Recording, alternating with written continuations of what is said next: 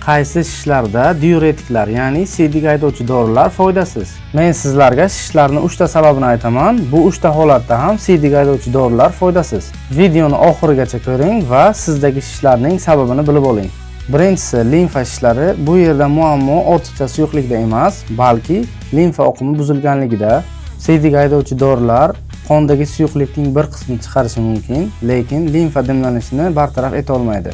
Ikkinchisi, venoz yetishmovchilik. Oyoqdagi venalarda bosim ortganligi sabab suyuqlik to'qmalarga chiqariladi va natijada uzoq muddat tik turilsa yoki uzoq muddat o'tirilganligi sababli oyoqlar shishib ketadi. Bu yerda asosiy yechim diuretiklar emas, balki venoz yetishmovchilikni davolash. Uchinchisi, amlodipin va boshqa kalsiy antagonistlari sabab yuzaga chiquvchi shishlar. Bunda amlodipin kapillyardagi bosimni oshiradi va natijada suyuqlik to'qmalarga chiqariladi.